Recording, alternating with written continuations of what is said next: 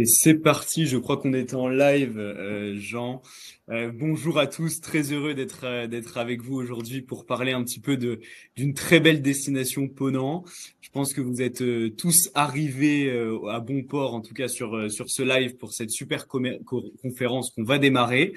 Avant de démarrer, si vous voulez bien, quelques petites règles pour vous. Assurez-vous bien que le son de votre ordinateur est activé. Posez vos questions via la barre de chat qui est située à droite de votre écran.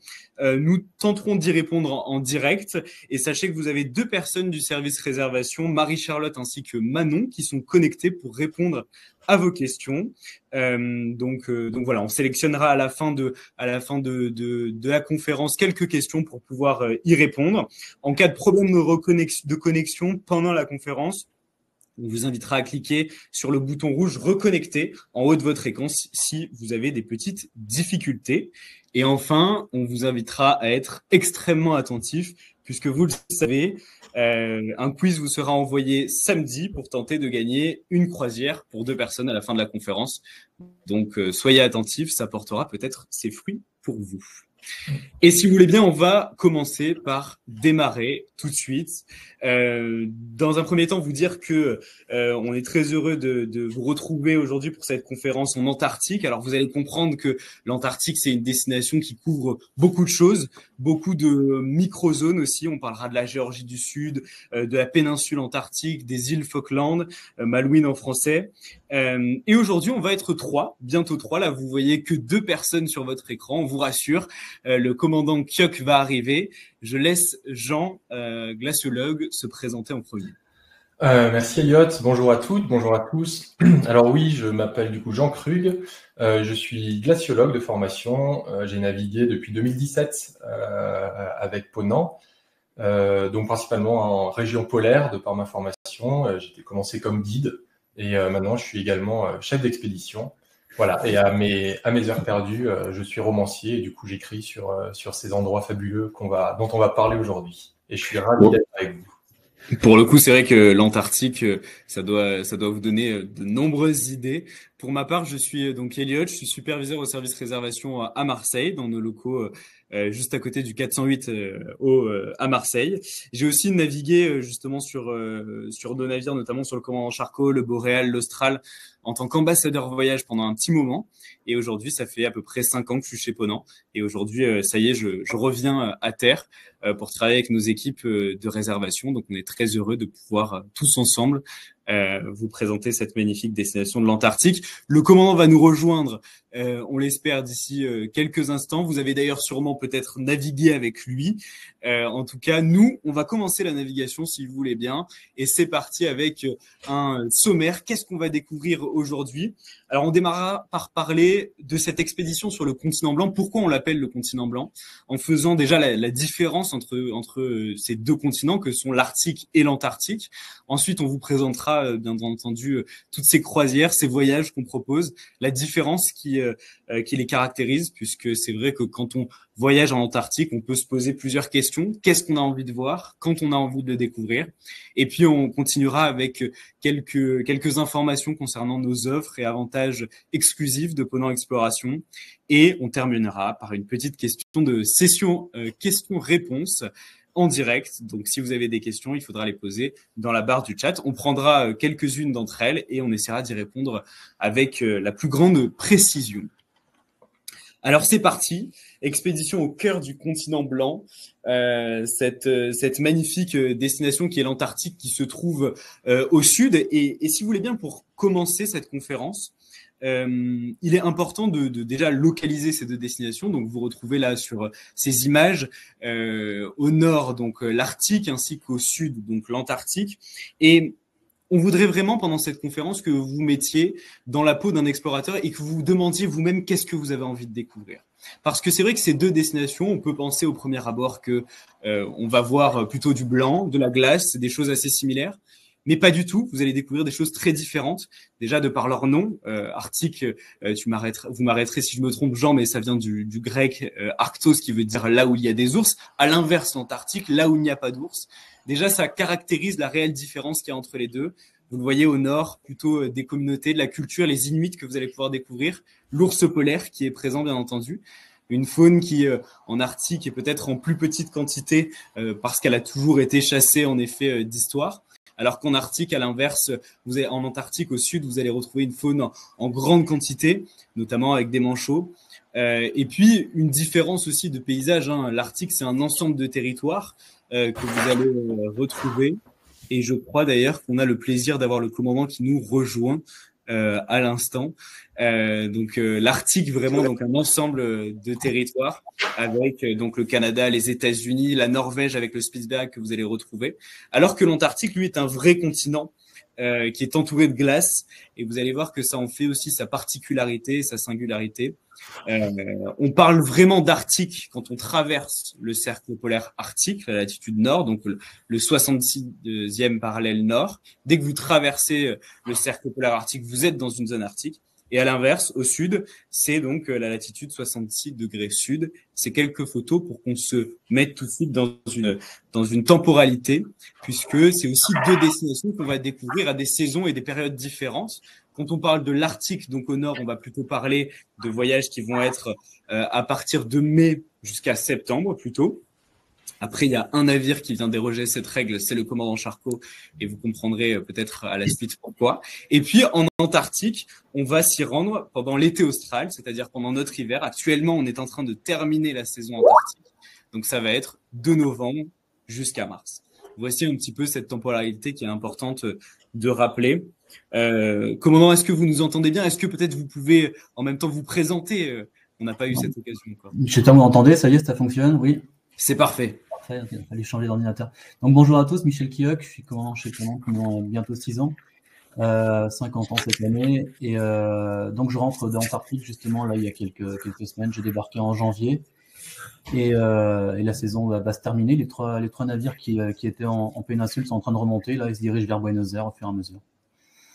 Magnifique, magnifique, magnifique. On a reçu d'ailleurs de très belles photos là récemment des dernières escales de la Géorgie du Sud ainsi que des Falklands. Et puisque maintenant vous avez compris un petit peu le contexte de cette découverte polaire entre l'Arctique et l'Antarctique, regardez vers le sud. On va démarrer tout de suite cette fameuse expédition. Et commandant, je vous laisse un petit peu nous raconter qu'est-ce qui se passe du côté de ce continent antarctique. Là justement, on voit très bien le départ qui se fait toujours au départ donc d'Ushuaia, les navires appareils d'Ushuaia tous les 10 jours environ. Et on a donc, on voit avec le code couleur 3 zones, 3 spots, on va dire, avec tout d'abord tout à l'est, légèrement au nord-est, les Falklands, qu'on appelle aussi les Malouines. Donc 2 îles jumelles là, qui sont reliées par donc des îles où il y a très peu d'habitants, c'est anglais, enfin il y a la fameuse guerre des Malouines. Et avec une très belle biodiversité, donc beaucoup d'albatros, de manchots et bien sûr de dauphins voilà, vraiment très intéressant du biodiversité. Ensuite, en rouge, on a la Géorgie du Sud qui se trouve à 2 jours de mer, vraiment exceptionnel, un territoire grandiose. On en reparlera tout à l'heure, donc je laisserai avec les photos où c'est vraiment beaucoup plus intéressant. Donc, il faut savoir que c'est quand même très isolé. Et ensuite, on redescend donc cap au sud-ouest en passant le Drake. Et on va sur la péninsule antarctique qu'on a l'occasion donc de visiter, d'explorer vraiment en profondeur pendant 4-5 jours en général, avant de remonter sur Ushuaia, cap au nord, pour terminer cette belle croisière. Et oui, et là on retrouve un petit peu les différentes destinations qu'on peut découvrir. Alors c'est vrai que quand on parle du continent antarctique, on peut parler aussi du côté de l'Antarctique, du côté de la Nouvelle-Zélande, plutôt au niveau de la mer de Ross, de la Terre Adélie. Vous allez le voir, on va le découvrir dans un second temps, mais on va commencer par cette découverte. Mettez-vous un petit peu en tête aussi que la construction d'un itinéraire chez Ponant, en tout cas sur cette destination, elle va se faire avec une première base qu'on va appeler l'Antarctique emblématique, qui est une croisière qui se fait en 10 nuits. On va venir découvrir en effet cette péninsule. Et puis après, de cette base de travail, on va pouvoir rajouter différentes destinations, et notamment la Géorgie du Sud et les îles Falkland, les Malouines. Et donc, ce qui va constituer des itinéraires plus ou moins longs. On peut passer de 10 nuits à 15 jusqu'à 17. Vous en avez certains qui vont même partir d'Ushuaia et puis après remonter jusqu'à la péninsule de Valdés et même jusqu'à Buenos Aires. Donc, plusieurs possibilités qui peuvent s'envisager. Et à chaque fois, ces possibilités, à partir de novembre jusqu'à mars. et de réelles découvertes différentes. Jean et le commandant vous en parleront juste après en fonction de la période à laquelle vous allez vous y rendre. Et ça, c'est quelque chose d'important. Jean, quelques photos de ces îles Falkland. Ouais, les Falklands, je sais pas, c'est souvent un peu soit un apéritif, soit une fin de voyage, ça dépend du sens dans lequel on tourne, mais c'est à chaque fois époustouflant. On en a un petit aperçu, hein, mais moi ça m'évoque des couleurs dorées, de l'eau azur. Enfin, on est sur une espèce d'ambiance qui est sud austral, mais on est encore très loin finalement des ambiances blanches d'Antarctique et tout ça. Pourtant, on retrouve une faune qui est un peu similaire. Hein. On va retrouver des manchots, évidemment, manchots royales, les manchots papous. Des gorfous, évidemment. D'ailleurs, c'est intéressant d'y aller parce que c'est un des rares endroits où on arrive à voir des gorfous sauteurs. En Antarctique, c'est très compliqué.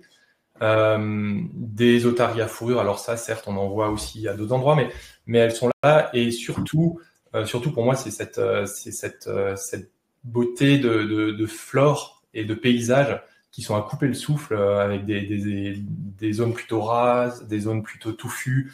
Des tussocs, là, ces espèces de masses d'herbes qui sont là, dans lesquelles on va trouver des albatros. Enfin, voilà. Il y a vraiment énormément de choses à faire dans ce coin.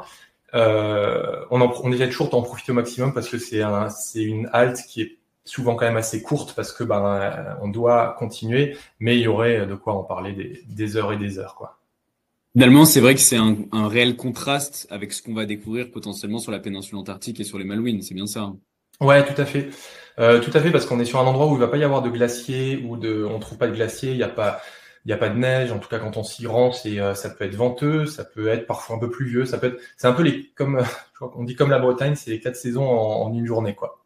Voilà. Donc faut bien couvrir, mais c'est vraiment magnifique.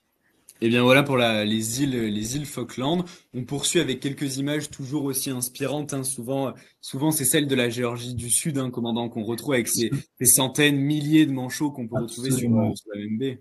Donc la Géorgie du Sud, qu'on appelle le royaume des manchots, ou le paradis des manchots, et là on y retrouve justement donc les 2 premières images avec Salisbury Plain et Saint-Andrew et les colonies de manchots, avec des colonies qui sont 250, 300 000 individus parfois.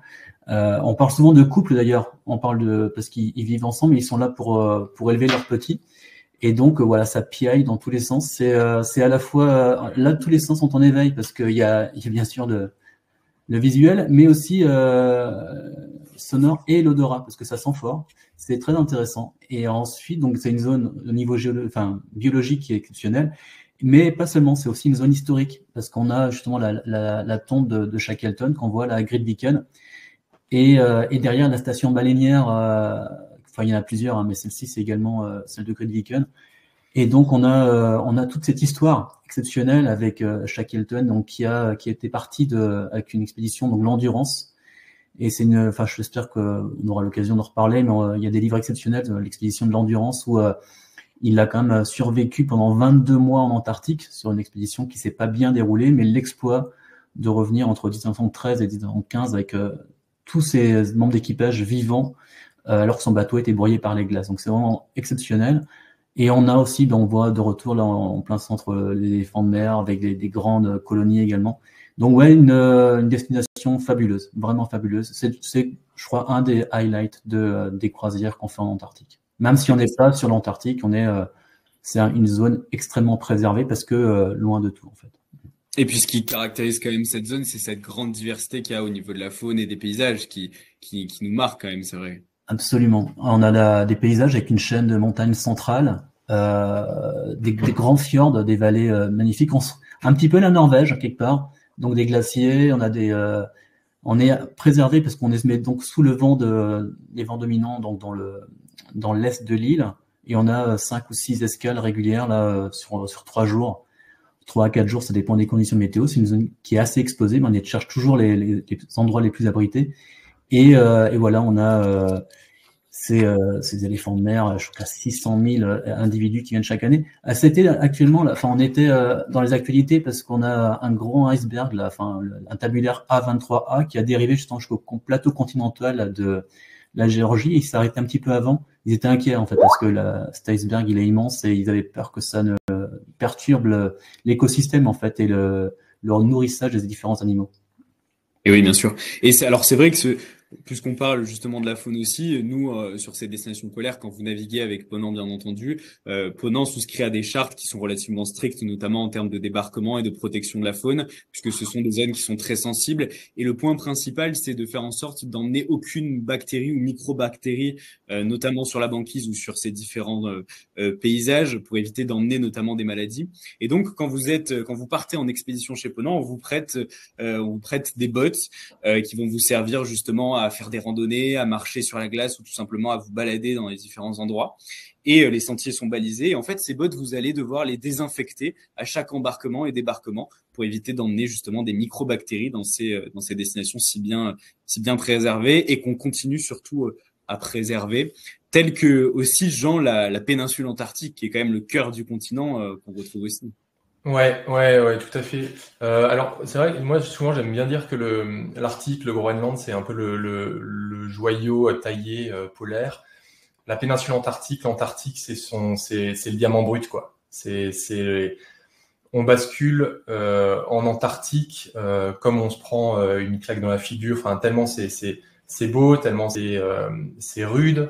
On le voit sur ces photos, hein, c'est un bref aperçu, mais les icebergs sont absolument époustouflants. Le commandant en a parlé juste avant. La faune, elle est très présente, elle est très diverse. On a des animaux marins, on a des oiseaux, on a quelques animaux terrestres. On a même un insecte, il y a une mouche sans aile qui est endémique de l'Antarctique. Alors bon, c'est pas la plus impressionnante face à un phoque léopard, mais ça reste quand même une belle petite chose. Et puis surtout, on a ces territoires, ces paysages immaculés qu'on atteint après une traversée qui est quand même mythique aussi, le passage de Drake. Donc c'est un paysage immaculé qui se mérite, même si le Drake n'est pas toujours, vous serez d'accord avec moi, commandant, il n'est pas toujours shake, il peut aussi être lake et doux comme un agneau presque. Mais voilà, on est dans ces coins où on a envie de se poser, je trouve, et de se poser face à l'immensité et de comprendre quel petit être humain on est face à ce monde gigantesque et brut, quoi. C'est absolument, on en revient changé. On est sur c'est une autre planète et ce qui est intéressant, c'est de voir cette image avec le bureau de poste de Port-le-Croix, parce qu'il y a très peu en fait, il y a pas d'habitants là-bas à part des scientifiques. Et donc c'est un peu iconoclaste de voir du rouge là, parce qu'en fait tout est blanc ou bleu, bleu, gris, ce sont les seules couleurs qu'on peut voir. Il n'y a pas un seul arbre. Et comme dit Jean, on est vraiment hors du temps, hors de l'espace, c'est vraiment unique. On retrouve vraiment finalement des étendues très immaculées, du blanc partout en fonction de où vous allez être.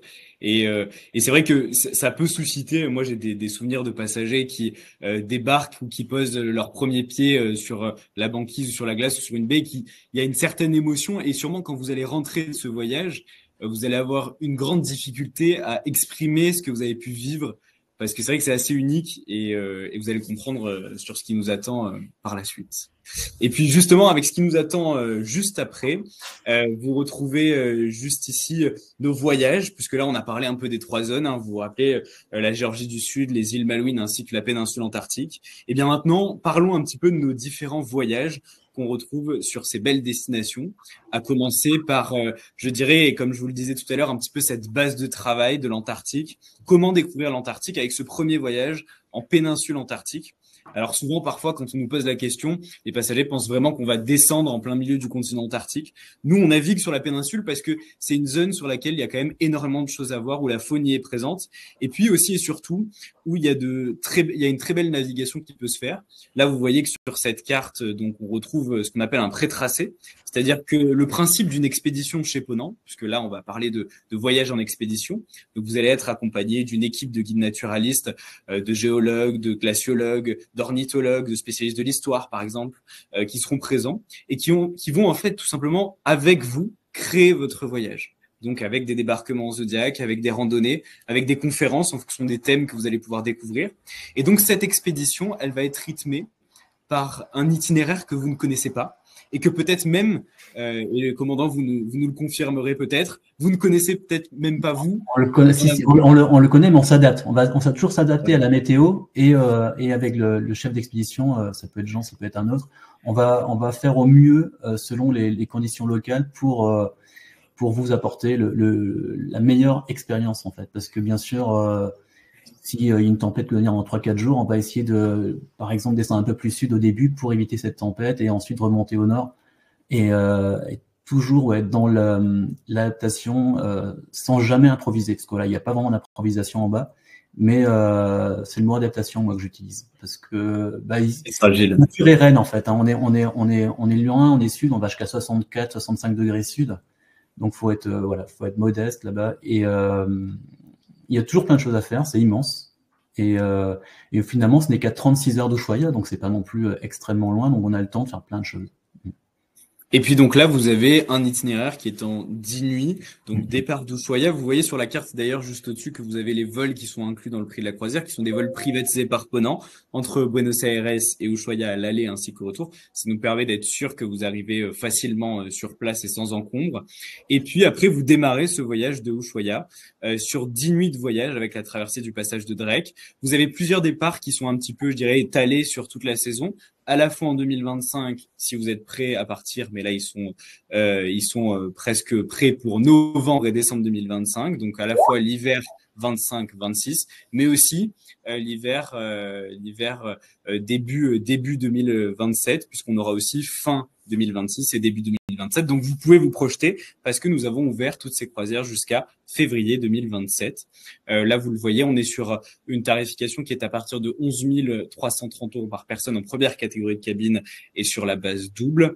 Et vous voyez juste à droite le petit logo avec la personne seule. Ça signifie tout simplement que vous avez un supplément single offert qui est attribué à certains départs. C'est-à-dire que si vous êtes seul dans la cabine, vous ne payez aucun supplément du fait que vous êtes seul. Et ça, c'est valable sur certains départs uniquement, à bien vérifier sur notre site internet. Et vous avez 3 types de navires qui naviguent ici, enfin en tout cas les mêmes, mais 3 différents, l'Austral, le Lyrial et le Boréal, qu'on appelle chez Ponant les sister ships, et que vous découvrirez avec quelques images juste après. Pour s'immiscer un petit peu dans cette découverte, partons avec quelques images peut-être qu'au moment de cette ville d'Ushuaïa, qui est le point de départ. Absolument, on embarque donc à Ushuaïa. Et là, en fait, vers 19h, on a tous nos passagers qui sont sur les ponts après les premiers briefings pour assister au départ. Et on a les montagnes en arrière-plan, c'est magnifique. Hein, donc c'est la capitale de la Terre du Feu. Et on est donc une des villes les plus sud au monde avec Puerto Williams qui est juste à côté. Et c'est vraiment la fin du monde. Ensuite, ce n'est que l'aventure. Et c'est vraiment une ville intéressante, c'est une ville d'environ 100 000 habitants qui a grandi principalement pour le tourisme, hein, pas que pour la croisière, mais aussi pour tout ce qui est canot patagonien et randonnée. Une très belle ville, moi j'aime beaucoup, avec là, le vert qu'on est content de retrouver quand on revient à Ushuaïa, parce que en Antarctique, c'est que du blanc, pas de vert. Sauf si on part peut-être sur la Géorgie du Sud un peu et les îles Malouines, mais c'est vrai mais il n'y a pas d'arbres non plus. Il y a quelques touffes d'herbe, comme disent les gens, mais il n'y a pas d'arbres. Ouais. Les sapins, ce n'est qu'en Argentine. Ouais. Et puis là, on continue un petit peu, Jean, sur toujours proche d'Ushuaïa, le magnifique canal de Beagle que les passagers vont emprunter à leur départ. Ouais, à leur départ, à leur retour aussi. Donc là, c'est le canal qui nous amène jusqu'au Cap Horn, qui nous permet ensuite de partir dans le passage de Drake. On a d'un côté l'Argentine, de l'autre le Chili, donc on est vraiment sur une frontière, on navigue sur une frontière.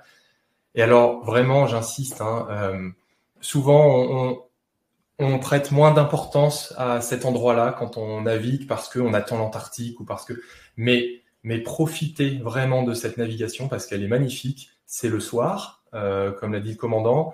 Le bateau vient de larguer les amarres. On a des lumières qui sont absolument magnifiques. On a des couleurs jaunes sur les reliefs qui sont vraiment très belles. Et puis on peut voir déjà des animaux. On peut déjà voir des dauphins de commerçants, des dauphins de Pils. Voilà, on peut voir pas mal de petites bêtes. Et puis c'est calme. C'est calme parce qu'on n'est pas encore en haute mer. Donc vraiment. Profitez de cet endroit quand vous y êtes et allez sur les ponts extérieurs, profitez de la vue, c'est absolument magnifique. Et puis dès qu'on a terminé cette navigation, on va rentrer directement dans le passage de Drake avec de très belles observations aussi, commandant, qu'on peut avoir. Absolument. Donc en général, quand on sort là du Beagle, il est vers 23h, minuit. Donc en fait, on est en été, donc le soleil, il fait pas encore nuit, c'est le crépuscule. Et plus on descendra dessus, moins il y aura de nuit. Donc là, le soleil est en train de se coucher et on arrive effectivement dans le Drake. Et le Drake, donc nous on dit 500 000, donc 500 000 c'est 850 km environ. Et on y va en général avec une belle vitesse et on descend en 36 heures. Et là, oui, voilà, il y a bien sûr les albatros comme à l'image là. Donc c'est immense, hein, c'est un oiseau exceptionnel, 3,50 m d'envergure, ça vit jusqu'à 60 ans. C'est grandiose. Il y a différentes espèces, mais voilà, je crois qu'il y en a 6, si je dis pas de bêtises. C'est bien ça, Jean? J'ai pas le chiffre exact, mais je pense que et son livre nous accompagne tout du long de la descente. Et après, plus on ira dessus, plus on verra les baleines qui vont venir remplacer les albatros. Et puis on a aussi les damiers du Cap. Il y aura toujours plein d'observations à faire, même si on est dans mer. Et puis dans tous les cas, il y aura des conférences avec les naturalistes. Il y a toujours plein de choses à faire sur cette première journée en mer. Et puis souvent, on profite aussi de cet endroit, de cette navigation dans les équipes d'expédition pour que les ornithologues se rendent sur les ponts extérieurs et fassent une initiation aux oiseaux qu'on peut voir autour du navire en temps réel avec les passagers. C'est aussi assez intéressant. Et puis c'est aussi un temps qu'on vous en tant qu'équipe d'expédition, Jean, où vous passez du temps avec les passagers pour aussi organiser votre voyage et vous dire qu'est-ce qu'on va pouvoir faire sur les premières escales, vous remettre aussi votre parka polaire ainsi que vos bottes, puisque pour toute expédition et notamment celle en Antarctique, on vous offre une parka polaire. Donc inutile de charger au maximum votre valise, vous pourrez directement dans votre cabine bénéficier d'une magnifique parka ponant. Et puis aussi former nos passagers au premier débarquement sur la banquise ou sur les baies, Jean, ça c'est quelque chose d'important aussi. Oui, en tant que passager, on vous laisse pas débarquer comme ça. Vous n'êtes pas livré à vous-même, rassurez-vous. Il y a effectivement tout un tas de règles qu'il faut respecter pour la protection de la biodiversité, etc. et pour votre sécurité. Ces règles-là, nous, on a l'habitude de les expliquer, de les dispenser à bord. Donc, il y a des temps qui sont prévus pour ça lors de cette traversée, souvent en parallèle de conférences et d'autres activités d'observation ou de repas ou d'autres choses un peu plus ludiques. Et puis, alors, l'observation, justement, elle est un peu sans limite aussi sur l'Antarctique. Elle s'arrête un peu jamais, puisque le navire, c'est un petit peu un laboratoire dans lequel vous allez, à n'importe quel moment de la journée, même parfois très tard le soir, être à l'extérieur pour observer qu'est-ce qui se passe, ou dans les salons, notamment au niveau du salon de l'observatoire ou tout simplement au restaurant. Et là, on voit une belle image aussi, Jean, d'un iceberg à la dérive ici. Ouais. Alors les icebergs, c'est ça. Bah, évidemment, on va en Antarctique pour en voir. Alors non plus, moi je suis glaciologue, donc ça m'intéresse d'autant plus. Là, les icebergs, c'est bien de la glace qui s'est formée à partir de neige, à partir de précipitations neigeuses. C'est des morceaux des glaciers qui sont en Antarctique, qui se sont détachés et qui viennent flotter dans l'océan. C'est pas de la banquise. La banquise, on peut en avoir aussi. La banquise, c'est de l'eau de mer qui va geler. C'est deux choses qui sont complètement différentes. Souvent, quand on traverse le passage de Drake, alors il me semble que, je sais plus, c'est une légende que le commandant offre une bouteille de champagne à la première personne qui voit un iceberg. Non, c'est pas une légende. On fait ce jeu concours systématiquement avec moi et ça fonctionne très bien parce que c'est une saine émulation d'être sur les ponts et de voir le premier. Alors maintenant, moi je me demande, on prend une photo, c'est facile. On prend une photo avec l'iceberg, on va à la réception, comme ça il n'y a pas de triche. Et puis, l'iceberg, ça, c'est la taille du navire. Voilà, ça, c'est le but du jeu. Ouais. Magnifique. De toute façon, bon, vous le savez, sur ce type de croisière, toutes les boissons sont incluses, ainsi que le champagne, bien entendu. Mais c'est vrai. La bouteille de champagne, c'est toujours agréable. Ouais.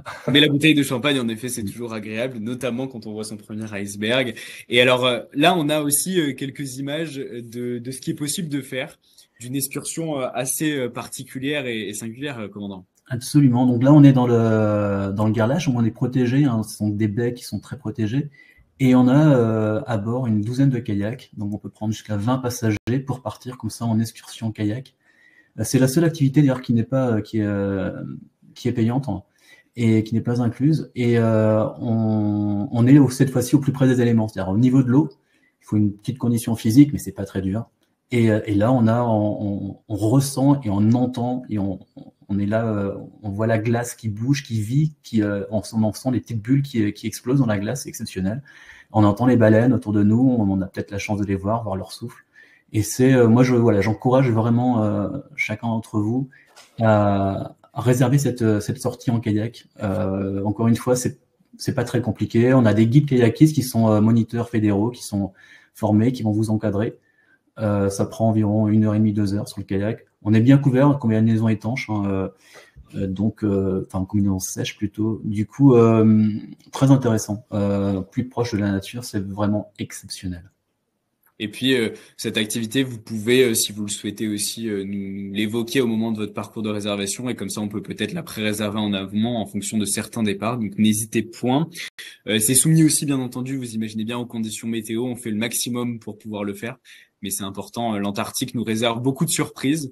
En général, dans le bon sens. Mais de toute façon, l'agilité est au cœur de ce qu'on essaie de vous proposer tout au long du voyage. Alors, une très belle image aussi qui est assez différente encore, hein, où là on est Jean dans une zone un peu différente encore de la péninsule antarctique, plutôt du côté est, la mer de Weddell. Oui, tout à fait. Avant, vous parliez d'agilité, de surprise qu'on peut vous réserver. Et ben voilà, ça c'est une zone où je pense que tous ceux qui ont été rêvent de retourner. La mer de Weddell, on est sur l'est de la péninsule. C'est en fait une mer qui est gigantesque, vraiment très très grande, et qui est très souvent et en majeure partie couverte de glace, couverte de banquise. Donc on en parlait tout à l'heure. On a en fait une zone là où on a un courant océanique qui permet des conditions où la banquise se développe et se renforce au fil du temps. Et je parlais de surprise parce que c'est aussi une zone où il n'est pas toujours facile d'aller. Ça va dépendre des conditions météorologiques, des conditions de glace à chaque fois. On est souvent face à un courant qui peut charrier beaucoup de glace, justement de banquise depuis la mer de Weddell, des icebergs tabulaires. On parlait tout à l'heure du A23A, ce gigantesque iceberg. Il est originaire de cette zone-là. Mais quand on arrive à y aller, c'est le jackpot. C'est des paysages qui sont pas tout à fait comme la partie ouest de la péninsule. On est vraiment sur des sommets qui ressemblent un petit peu à ça, vraiment un peu plus bombés, un peu plus plats, recouverts d'une épaisse couche de glace. Ces tons un peu ocre, un peu brun. On y retrouve aussi beaucoup de faune. Et puis c'est un haut lieu c'est un lieu qui m'est cher parce que c'est un haut lieu des expéditions polaires, de l'âge héroïque de l'exploration polaire. Donc on est au début du XXe siècle.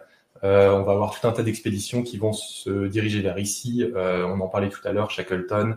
On a l'expédition suédoise, Nordenskjöld. On a Scotia. On a énormément de navires qui sont rendus dans ce coin-là à l'époque pour découvrir l'Antarctique. Belle destination aussi qu'on retrouve sur découverte, surprise en tout cas à laquelle on peut accéder en fonction de la météo, la mer de Weddell aussi en péninsule antarctique. Et donc là, vous avez compris qu'on vous a parlé de cette première base que vous retrouvez ici, la péninsule antarctique. Itinéraire au total en 10 nuits à bord et 12 jours, puisque vous avez aussi une nuit qui est comprise avant votre croisière à Buenos Aires. Et là, vous avez quelque chose d'un peu différent, plus long, puisqu'on passe de 10 nuits à bord à 17 nuits, un réel voyage, une expédition, où là on va partir d'Ushuaia, toujours du même principe, mais où on va venir découvrir en effet ces îles Falkland, ainsi que contourner un petit peu la Géorgie du Sud pour terminer le voyage en péninsule antarctique. Alors le voyage peut se faire dans un sens ou dans l'autre en fonction. Et donc là, vous êtes toujours sur différents départs qui sont étalés sur la saison et l'hiver 25-26, mais aussi le 26-27. Vous les voyez ci-dessous. Vous avez certains départs d'ailleurs qui sont au moment de Noël ou du jour de l'an. Donc si vous avez l'habitude de voyager à ces périodes où vous souhaitez vous offrir un magnifique voyage, honnêtement de passer son nouvel an ou son Noël en Antarctique, c'est assez phénoménal. Et donc toujours en expédition polaire. Certaines croisières, on va retrouver en plus de l'équipe de guides naturalistes, on va retrouver des intervenants, des experts qui peuvent embarquer, des conférenciers en plus des naturalistes qui peuvent embarquer aussi. Et donc là, sur une tarification entre 17 et 18 000 euros par personne, toujours sur la base double, en fonction de la cabine que vous allez sélectionner. Les 17 nuits, c'est réellement autre chose. Alors 12 nuits c'est bien, 10 nuits c'est bien aussi, mais là vous prenez réellement le temps de découvrir ces destinations. Et la grande force de ce voyage, c'est qu'il est rythmé par des jours en mer, ce qui fait que quand vous êtes en découverte d'une destination, vous êtes au maximum parce que vous êtes reposé sur 1 ou 2 jours en mer en fonction des différentes zones que vous allez découvrir. Et puis ça nous laisse le temps aussi de vous faire découvrir ces destinations en amont avec l'équipe de guides naturalistes, des conférences qui peuvent être menées sur ces trois destinations majeures. Et puis, on démarre tout de suite la navigation, Jean. En route. Parti. En route, avec cette belle photo. Ouais. Là, on est à New Island, donc on est dans les Falklands. Alors, je le redis, hein, les Falklands, il faut en profiter quand on y va, parce qu'on n'a pas l'occasion d'y aller souvent. Si on s'y arrête, c'est parce qu'on est aussi dans le secteur. Et donc, vraiment, vraiment, vraiment, il n'y a aucune difficulté sur ce genre de site. C'est du bonheur absolu. Là, on est... alors, ce coin-là, moi, je le connais bien parce qu'on y va quand même assez régulièrement. Vous débarquez exactement là où la photo a été prise. Donc, vous voyez, vous débarquez sur une plage de sable blanc. Il y a des petites oies et des petits animaux qui vous accueillent. Sur le trajet, entre le navire et la plage, potentiellement, moi, ça m'est arrivé à plusieurs reprises d'avoir des dauphins qui viennent jouer avec les vagues du Zodiac. Voilà, c'est quelque chose qui est assez fort. Et puis ensuite, on a à cet endroit-là, on a un petit musée juste à côté, une toute petite cabane musée que les gens ouvrent souvent pour l'occasion. Et puis on a une promenade de 3/4 d'heure à peu près pour atteindre une colonie d'albatros, de gorfous. Voilà, on a des très belles choses à faire qui n'exigent pas une forme physique importante.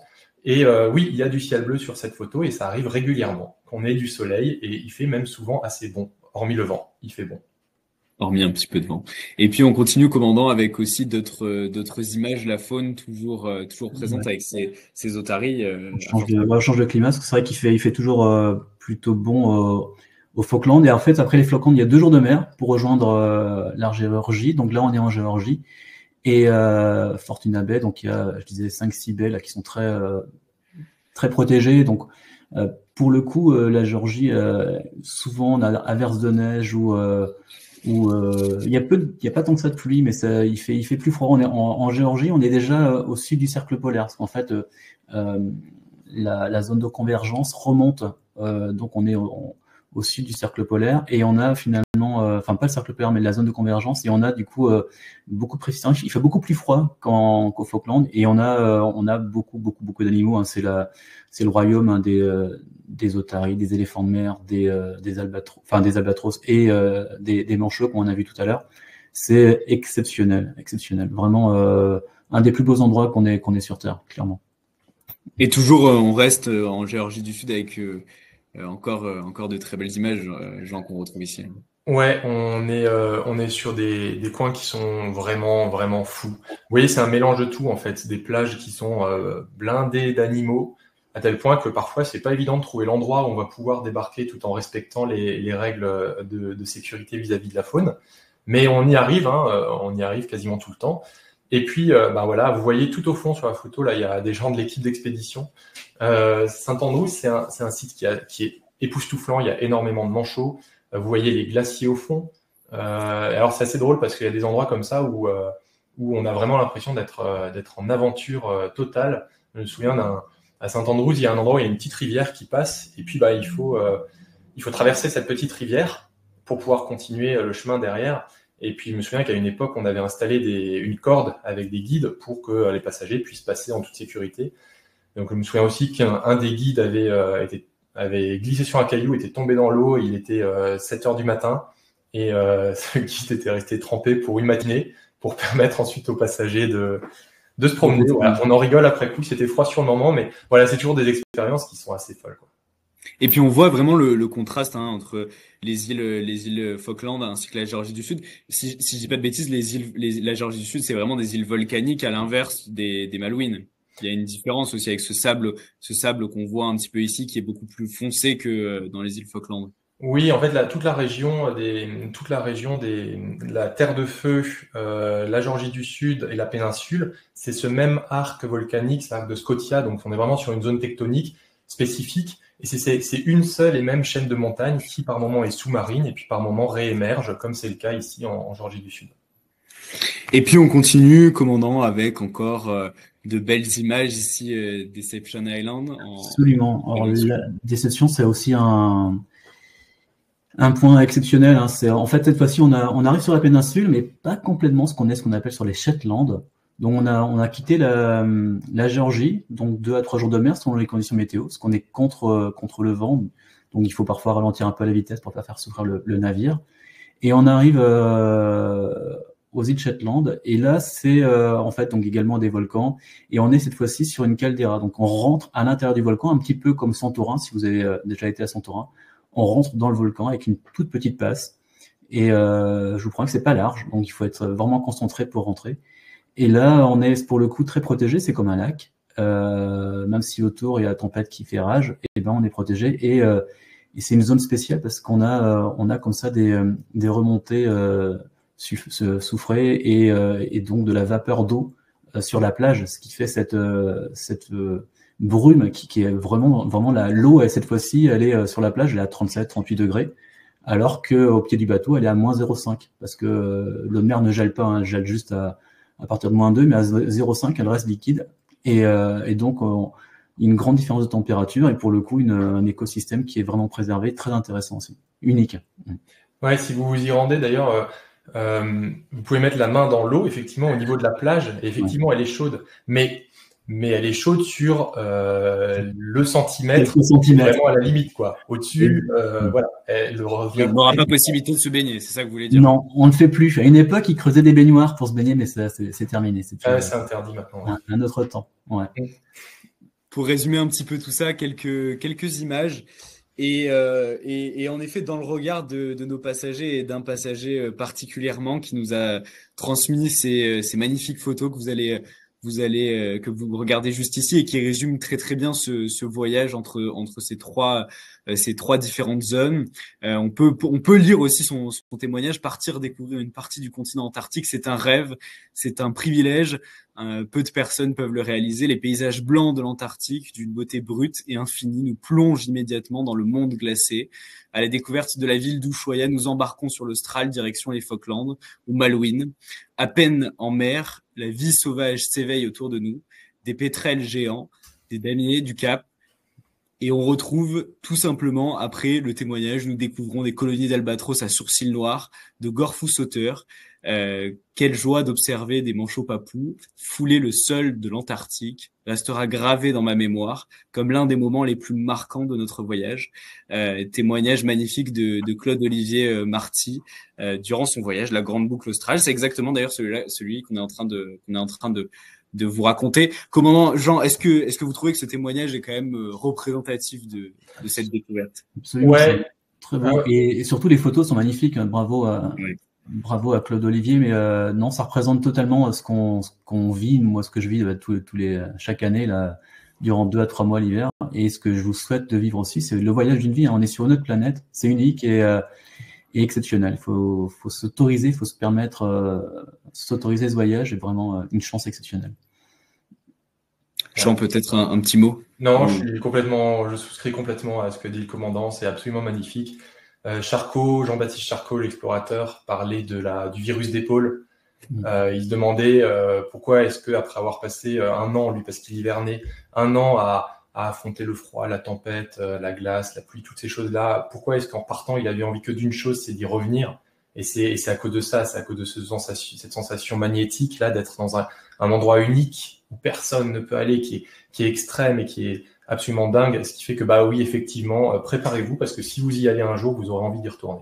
Très addictif, magnifique. Ouais. Et puis ce virus, en fait, je pense qu'il se traduit aussi par un point qui est important, c'est la saisonnalité, c'est-à-dire la période dans laquelle vous allez vous y rendre, puisque vous l'avez compris, donc la saison elle débute au niveau de novembre jusqu'à mars, et en fait en fonction de quand vous allez y aller, vous allez voir des choses très différentes. On peut parler du mois de novembre qui est une période qui est donc la fin de l'hiver, le début de l'été, donc vous avez encore cette nature extrêmement immaculée, des paysages vraiment blancs au niveau de la péninsule antarctique.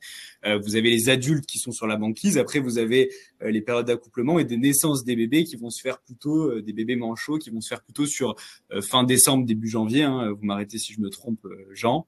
Et donc là, cette période où vous allez retrouver une faune qui va être en pleine expansion, mais aussi une évolution des paysages, puisque janvier, c'est aussi le mois le plus chaud en Antarctique, ce qui fait que les sommets fondent, la glace fond aussi, donc vous allez avoir un changement doucement du territoire qui va s'opérer pour arriver jusqu'au mois de mars, où là, des activités un petit peu différentes, parce que du coup, vous allez peut-être plus pouvoir marcher, faire de la randonnée, puisque en effet, la température aura fait que les paysages auront changé, mais vous allez avoir une faune en très grande abondance aussi sur ce mois de mars. Donc en fait, chaque mois, chaque période a ses propres atouts, et en fait, il faut que vous vous posiez une question, c'est qu'est-ce que vous avez envie de découvrir? Et en effet, c'est de dire que l'Antarctique, c'est un endroit où on a envie d'y revenir, oui. Et si vous êtes déjà parti en Antarctique, posez-vous la question d'y revenir peut-être à une période qui est différente de celle que vous avez déjà faite, parce que vous allez sûrement voir des choses qui sont tout autant différentes. Je ne sais pas si vous partagez aussi ce sentiment. Absolument. Et on a la chance, nous, de faire des longues saisons. Alors, je ne sais pas si certains passagers peuvent rester 2 mois, mais ça vaut la peine. On voit la nature évoluer et c'est très, très intéressant. Et d'y revenir d'une année sur l'autre, c'est aussi une chance. Et puis on continue avec un autre itinéraire un petit peu différent. Alors une croisière là, voyage en terre australe et péninsule de Valdés, un départ de Buenos Aires ici, et où vous allez redescendre sur la péninsule de Valdés, toujours les îles Falkland avec une escale, la Géorgie du Sud et la péninsule antarctique. Alors c'est une combinaison différente. Là, vous êtes sur 18 nuits, donc un voyage encore plus long.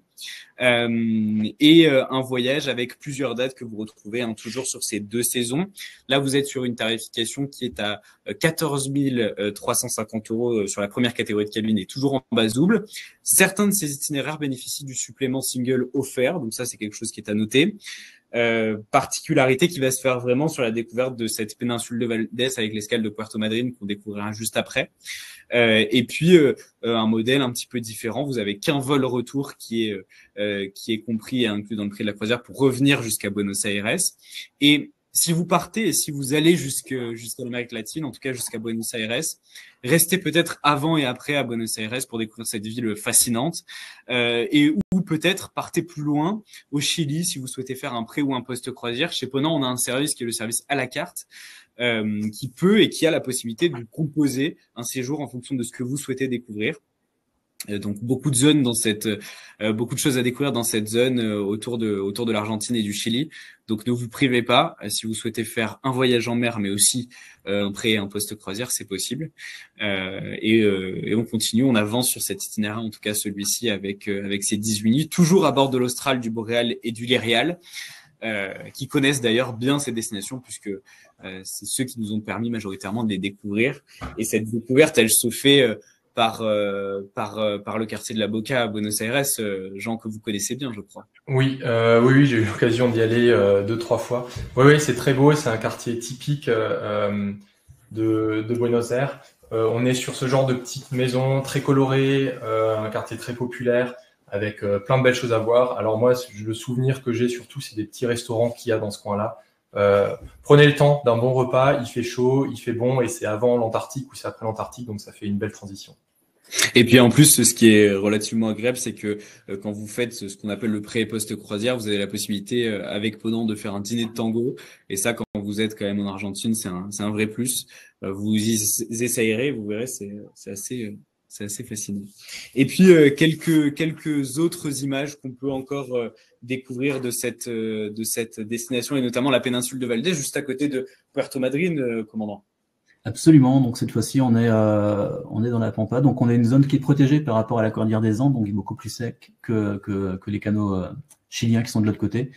Et on est péninsule Valdés qui est classée à l'UNESCO. Hein. On voit là un cousin du lama qui s'appelle Guanaco.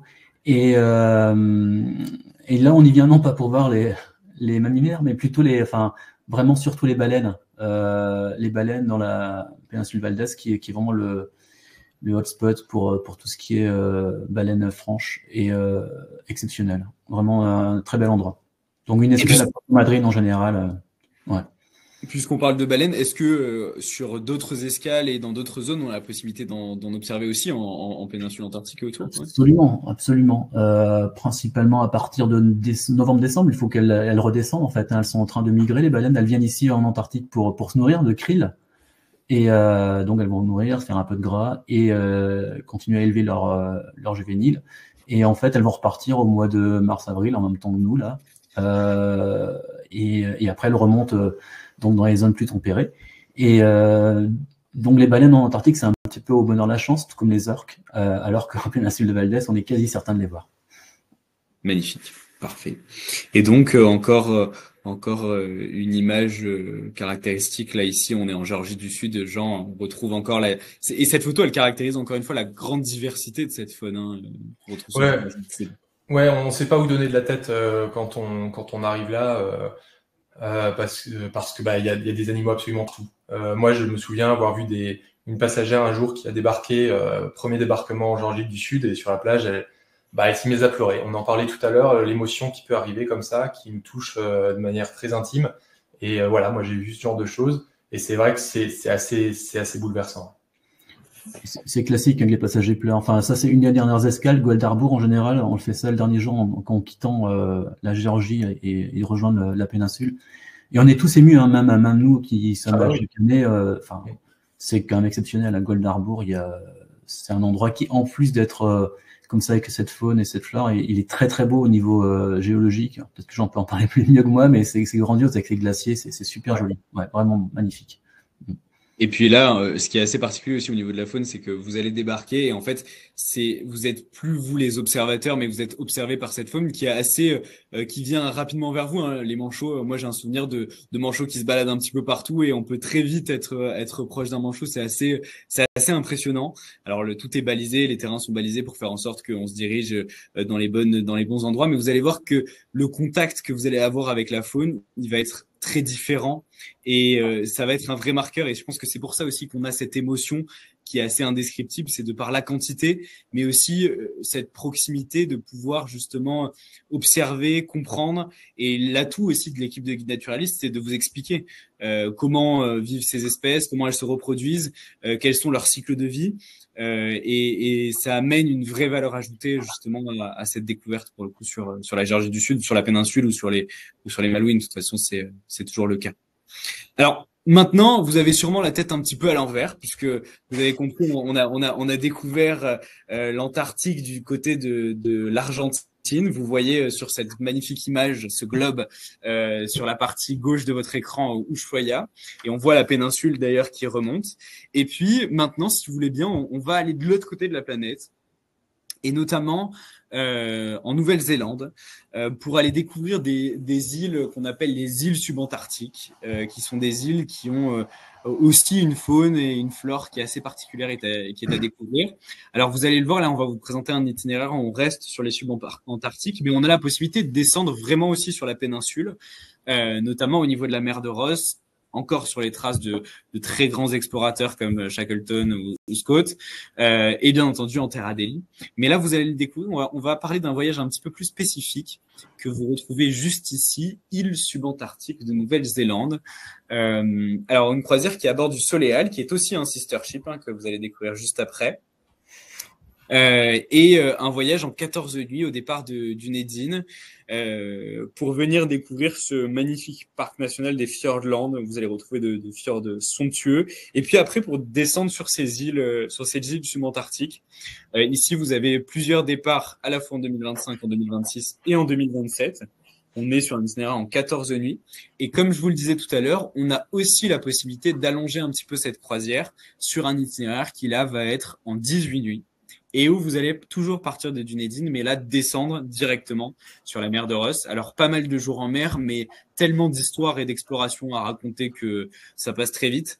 Et pour découvrir ces bases notamment scientifiques sud-coréennes, italiennes, que vous allez pouvoir retrouver, et aussi et surtout ces paysages qu'on a en mer de Ross. Alors là, on va se concentrer sur celui-ci. Vous êtes sur une tarification qui va être à partir de 10 800 € par personne en base double et avec le tarif le plus intéressant au moment de l'ouverture à la vente. quelques images de ces îles subantarctiques et la première commandance, ce parc national de Fiordland. Absolument. On pourrait également se croire en Norvège, mais on est bien au sud de la Nouvelle-Zélande, site encore une fois classé UNESCO. Hein. Les falaises exceptionnelles, majestueuses, hein, des cascades et donc on est protégé. On est protégé. Donc ça c'est une nuit après Dunedin. On a passé tout au sud de l'île du Sud et on remonte légèrement au nord et on rentre à l'intérieur des terres. Donc c'est les vallées glaciaires en fait qui ont été inondées et où la mer rentre aujourd'hui. Et là, ben, en fait, on est voilà, on a du vert, on a de la montagne, on a des glaciers, et c'est une zone qui est préservée parce qu'en fait, elle est difficile d'accès. Il n'y a pas beaucoup de routes, ou il n'y a pas de route quasiment pas, donc on n'y vient qu'en bateau. Et c'est une chance hein, de pouvoir y aller avec les navires de chez Ponant. Et pour le coup, il peut faire beau là. Il faut profiter des piscines qu'on a sur le Soleal ou sur les sister ships pour voilà, pour aussi vraiment en profiter avant de rentrer dans les 40e et 50e qui sont une autre histoire. Et puis là, une navigation qui s'arrête pas parce qu'en fait le navire rentre dans ces fjords et donc à n'importe quel moment de la journée, quand vous allez être justement sur le balcon ou tout simplement en vous baladant sur le navire, vous allez avoir des visuels magnifiques. Ça s'arrête jamais en fait finalement cette navigation. Ça ne s'arrête jamais. On a 3 fjords là à Queuleleu et donc on s'amuse. Alors après il peut y avoir des escales ou des balades en Zodiac hein, bien sûr, mais c'est beau du début à la fin en fait. Hein. Ouais. C'est pas de temps mort. Et puis encore une image là ici, Jean, assez particulière de l'île Auckland. Ouais, on est un petit peu plus au sud là, encore dans un archipel. Alors les îles Auckland, ça a été à la base c'est quand même un havre de baleiniers, de phoquiers. Ça date, c'est depuis le XVIIIe siècle que des gens se rendent là-bas. Il y a plein de belles choses à voir. Il y a évidemment une faune assez riche, on en reparlera, mais on est dans les subantarctiques. Donc en France aussi, on a nos subantarctiques, on a Kerguelen, on a Crozet, on a Amsterdam. Et ben voilà, on est, pour ceux qui connaissent, on est dans cette ambiance quand même assez touffue avec beaucoup de végétation et aussi des endroits géologiquement très beaux. Et puis en fait cette photo elle est intéressante parce qu'elle montre bien ce qu'on peut faire avec les zodiacs, qu'on peut évidemment pas faire avec les plus gros navires, mais sur des petits zodiacs comme ça, on peut tourner dans ces coins-là. Là en plus c'est tout calme. Voilà, pour peu qu'il y ait un peu de vent ou un peu de houle, ça fait un peu comme à Europa Park avec de l'eau un peu plus froide. Un peu plus froide, juste un peu plus froide. Et puis, commandant, une belle image de l'île Macquarie. Absolument. C'est vrai que nous, on connaît en tant que Français européens, parce que c'est un petit peu la zone de repli des concurrents du Vendée Globe. Là. Et donc, ça ressemblerait un petit peu, finalement, ça serait l'équivalent de la Géorgie du Sud, mais aux antipodes, enfin, de l'autre côté du globe. Et on a là encore donc les manchots royaux, les manchots papous, les gorfous tchégel, les gorfous sauteurs. 1/7 de la population mondiale d'éléphants de mer. Et donc 2 escales principales. On a une station australienne qui s'appelle Anare, puis on a Sandy Bay également. C'est vanté. Donc là, on est sous le vent, on est protégé dans la côte. Alors, il faut que je me rappelle là, mais c'est la côte est de l'île, et donc le vent souffle plutôt de l'ouest. Et on est effectivement, c'est un endroit assez unique parce que difficile d'accès en fait. Hein. Il y a peu de monde qui vont au Macquarie. Donc beaucoup de chance pour ceux qui ont la chance de poser pied là-bas. Jean, une belle photo aussi qui est d'une île qui est prisée aussi par de nombreux botanistes, là, l'île Campbell. Ouais, oui, on voit très bien hein, sur cette île Campbell effectivement la richesse potentielle au niveau de la flore. Il y a aussi une richesse importante là au niveau de la faune. On retrouve nos 6 espèces d'albatros. On retrouve plusieurs oiseaux qui sont actuellement en voie de disparition. Donc c'est intéressant aussi d'apprendre à leur sujet. C'est une zone encore une fois qui est classée UNESCO. On est dans des paradis terrestres. Hein. Il fait pas forcément très chaud, mais c'est vraiment très très beau. Et encore une fois, on dispose encore de nos zodiacs pour aller visiter ces coins-là. Il y a tout un tas d'enclaves, de criques à découvrir autour de ces îles Campbell. Et puis donc là, on voit encore sur cet itinéraire que finalement, même si on a déjà découvert le continent antarctique, les Malouines ou les Falklands, on peut très bien se rendre aussi dans les îles subantarctiques et de ce côté du continent antarctique. Alors cette navigation et tous les voyages qu'on a découverts là ensemble à l'instant, elle va se faire sur les sister ships. Qui ont été, je dirais, des navires assez pionniers pour Ponant, puisque c'est des navires qui sont arrivés entre 2010 et 2015. Navires qui sont équipés au total de 132 cabines. En destination polaire, justement, on va limiter automatiquement la jauge à 200 passagers au grand maximum du remplissage. Donc, ça vous permet à bord d'avoir plus d'espace pour les passagers, mais aussi nous permet de vous faire davantage de débarquements et que l'organisation soit la plus fluide possible. Mais ce sont des navires aussi qui ont et commandant, vous pourrez peut-être nous en parler, de très belles capacités aussi de navigation, extrêmement maniables aussi. Absolument, donc ce sont des bateaux qui sont, on va appeler ça les petits bateaux, mais ils font 140 mètres, 142 mètres précisément, 18 mètres de large. Et on a 7 ponts, on a donc, comme vous l'avez dit, 132 cabines, 200 passagers maximum, et les 2 restaurants, la piscine, une petite discothèque, l'observatoire pour un des plus beaux endroits. Moi, ce que je préfère, c'est l'observatoire. Je sais pas si la photo de l'observatoire va au pont 6, là, sans panoramique. Oui. On est tout à l'avant du navire, un petit peu au-dessus de la passerelle, et c'est vraiment un endroit exceptionnel, parce qu'on voit la même chose qu'en passerelle finalement. Et pour nous marins, c'est bien de pouvoir partager ces paysages, parce qu'effectivement le spectacle est souvent tout autour de nous, hein, et c'est pas parce qu'on est arrivé à un endroit que c'est beau tout le temps finalement. Et donc ce sont des bateaux qui sont précurseurs. On a montré la voie finalement à tous nos collègues et concurrents, parce que on se rend compte qu'on a beaucoup nous ont copié finalement. Voilà. Et puis là, la grande qualité aussi de ces bateaux, c'est dans leur conception, parce qu'en fait, et vous le voyez peut-être sur la photo qui est à gauche, tout l'avant du navire est dédié pratiquement aux espaces cabines, ce qui fait que vous avez quand même un environnement qui est relativement insonorisé, et je dirais un petit cocon de cabine. Et l'arrière, lui, est dédié plutôt aux espaces communs, ce qui fait qu'il y a une très bonne circulation dans le navire, notamment en expédition, puisque la marina est à l'arrière du navire au pont 2, si je dis pas de bêtises. Bien et donc, vous allez débarquer de la marina en Zodiac, ou tout simplement avec des bateaux locaux en fonction de où vous allez être, entre l'Arctique et l'Antarctique. Mais quoi qu'il en soit, navire extrêmement hybride, et ils se rendent d'ailleurs aussi sur des destinations chaudes, notamment le Soleal qui navigue en Océanie. Et voilà, et vraiment de très bons navires. D'ailleurs, 2 d'entre eux ont été rénovés récemment, l'Austral et le Boréal, où on a retravaillé vraiment les tissus, les moquettes et d'autres points. Et ils continueront d'évoluer et de changer au fil des années. En tout cas, on les entretient. Il est important de préciser aussi que c'est des bateaux très marins, en fait, qui tiennent vraiment super bien la mer. La petite taille pour 142 mètres, c'est des bateaux où on ressent pas le mal de mer, ou très peu. Et donc, faut pas avoir peur de ça, quoi. C'est des bateaux qui ont une superbe tenue à la mer.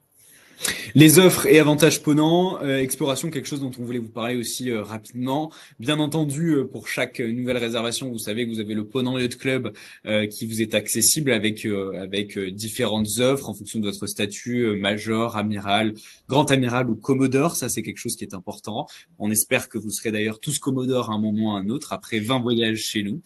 Et puis, bien entendu, les offres pour les voyageurs solo dont on vous parlait juste tout à l'heure, avec ce petit pictogramme. Si vous avez le pictogramme sur notre site internet, ça veut dire que la croisière est éligible à l'offre supplément single offert. Et enfin, le parrainage, ça c'est important. Le parrainage, si vous avez des amis qui n'ont jamais voyagé avec Ponant ou que vous-même vous n'avez jamais voyagé avec Ponant, vous pouvez les parrainer, ce qui fait que le parrain bénéficiera de 500 € sur sa nouvelle réservation et le filleul 500 € aussi pour sa réservation. Donc c'est quelque chose à prendre en compte. N'hésitez pas, il faut juste nous le stipuler au moment de la réservation, c'est important pour qu'on puisse l'identifier sur vos différents dossiers. Vos contacts clés, donc toujours des contacts en fonction de si vous êtes une agence de voyage, parce qu'on a quelques agences de voyage aussi qui peuvent se connecter au live. D'ailleurs, on les remercie. Donc pour les passagers, vous avez donc bien entendu les numéros ainsi que les adresses mail, avec bien entendu le site internet de Ponant où vous avez l'ensemble de nos itinéraires, et ça c'est important.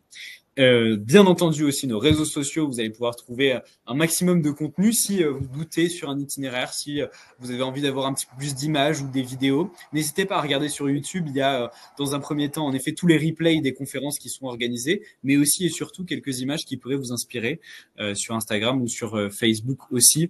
On soulignera aussi le groupe Facebook pour nos passagers les plus fidèles, groupe Facebook qui est accessible à partir de 2 croisières. et à bien préciser, en effet, à partir de 2 croisières. On termine, si vous voulez bien, par vous écouter. On a pu cibler quelques questions, en tout cas les plus récurrentes pendant cette conférence. Et je crois que la première va être plutôt pour vous, commandant, si vous me permettez. Un passager qui nous indique: c'est le passage de Drake qui me freine pour décider de ma croisière en Antarctique. Qu'est-ce que vous pouvez nous dire sur ce passage de Drake? C'est une question intéressante. Moi, j'y ai pensé. Enfin, en fait, moi, quand on m'a proposé de partir en Antarctique, j'étais très enthousiaste par l'idée de voyager voir le grand continent blanc. Et le Drake, ça me freinait un peu aussi. Et en fait, j'ai jamais été malade sur le Drake parce qu'on fait attention finalement. On part pas au pire moment. On attend toujours aujourd'hui que la météo avec les prévisions sont quand même très fiables. Et on arrive à choisir la bonne fenêtre. Quand bien même il faudra attendre 6 heures ou 8 heures de plus à Ushuaia pour éviter que les passagers soient malades, je vais le faire, j'attendrai. Et la même manière pour le retour, s'il faut partir un tout petit peu plus tôt pour éviter une tempête et adapter la vitesse, on le fait. Voilà. Donc c'est bien sûr pour vous passagers, mais c'est aussi pour préserver le matériel et éviter de blesser des membres d'équipage ou passagers. Donc voilà, le Drake, c'est 500 000 à peine, donc 36 heures de navigation à la vitesse de 12-13 nœuds. Et voilà, ça se passe en général très très bien. J'ai pas eu moi de mauvaise expérience. S'il y a 7-8 mètres de creux, ça peut arriver une fois ou deux. Et ben on fait ce qu'on appelle en épaule la houle, et donc on tire un bord de manière à rallonger un tout petit peu la route, mais à avoir un confort maximum pour le navire et les passagers. Et à quelle période, commandant, est-ce qu'il y a une période où on peut aller en Antarctique pour être le moins secoué possible par la mer ou pas? Là, pour le coup, non, je vais pas. Bah, évidemment pendant l'été austral, donc c'est-à-dire entre novembre et mars. Mais non, ça dépend vraiment de les dépressions, les systèmes dépressionnaires qui circulent sur l'océan Atlantique Sud. Et non, il n'y a pas de règle. D'accord. On est bien d'accord. Et de toute façon, l'Antarctique, la péninsule se mérite. Il faut vivre ce passage de Drake. Quoi qu'il en soit, en tout cas, merci pour vos réponses, commandant. Jean, peut-être une question un peu plus pour vous. Quelle température on peut retrouver sur le continent antarctique, sur la péninsule et les autres destinations dont on a parlé? Alors, ne vous inquiétez pas. Quand on se rend en Antarctique, effectivement, d'une part, on va pas au cœur du continent, on va en péninsule. Et en plus de ça, c'est l'été austral. Alors, on va tourner en général autour de, on va dire, très légèrement positif, autour de 0 degré, disons que c'est à une bonne moyenne. Attention tout de même parce que se rajoute l'effet du vent. Donc ça, c'est sans vent. Il peut y avoir du vent. On est sur un endroit où il y a des glaciers. On peut avoir des vents catabatiques là qui déroulent des glaciers. Il peut y avoir de la pluie. Il peut y avoir. Donc, on peut avoir en ressenti, on peut descendre à -5 si vraiment il y a du vent, -10, enfin voilà. Mais on est quand même sur quelque chose qui est plutôt confortable, et je dis pas ça parce que je suis glaciologue. En pratique, non, il suffit de simplement, déjà avec la parka qui est donnée à bord, on a déjà bien chaud, on est à l'abri de l'humidité, et en dessous mettre des couches comme un oignon. Tout ça c'est expliqué en plus quand vous êtes à bord. On vous donne un petit peu comment vous vous habillez, une couche près du corps, un pull, éventuellement quelque chose en plus. Voilà. Et en bas, c'est pareil, sachant qu'on vous, comme vous l'avez dit, on vous prête des bottes. Et dans ces destinations-là, vous n'utiliserez que les bottes qu'on vous prêtera pour, en plus des raisons de biosécurité et de réglementation. Et puis, donc, ça fait un peu lien avec la dernière question qu'on allait aborder. C'était que faut-il prévoir d'apporter pour lutter contre le froid, quel est l'ensemble du matériel prêté. Donc, en effet, ces bottes, pour avoir fait pas mal de randonnées avec, en fonction des zones dans lesquelles j'étais, elles sont extrêmement confortables. On a plusieurs pointures à bord, donc on essaie de vous trouver la meilleure pointure. Et en général, vous allez les essayer au moment du passage de Drake. Vous avez cette parka qui vous est offerte par Ponant, qui est une parka, honnêtement, qui couvre réellement du froid. Et après, on va vous envoyer, vous allez pouvoir retrouver sur notre site internet ce qu'on appelle un petit endroit où vous avez les conseils d'habillement. Donc, si vous le souhaitez être conseillé, vous avez toute une liste de vêtements conseillés par Ponant sur le site internet et au moment de l'envoi de votre carnet de voyage. Voilà pour ça. Et pour les petites questions auxquelles on a essayé de répondre aujourd'hui, eh bien, je pense qu'on n'a plus qu'à vous remercier de nous avoir écoutés aujourd'hui. Merci commandant, merci Jean pour votre présence avec nous aujourd'hui. Vous rappelez que donc vous avez toujours ce quiz qui va vous être envoyé d'ici samedi pour tenter de remporter une croisière pour 2 personnes. Vous aurez le choix parmi quelques petits itinéraires qu'on va vous concocter et vous pourrez dès samedi aussi voir le replay de cette conférence si vous souhaitez partir avec des amis qui n'ont pas eu le temps et qui n'ont pas pu voir cette conférence. N'hésitez pas à leur envoyer le lien. Est-ce qu'il y en a un de vous deux qui veut nous donner peut-être le mot de la fin ou pas? Mot de la fin, ben allez-y, foncez. Ah, merci commandant. Merci commandant. Non, vous dire tout simplement, vous dire tout simplement que on vous a donné les informations. Là maintenant, il vous reste plus qu'à rêver et puis surtout à concrétiser vos rêves avec Ponant. Merci beaucoup et à bientôt et très belle journée à vous. Merci. Merci Elliot, merci Jean. À bientôt. Merci à vous. À bientôt.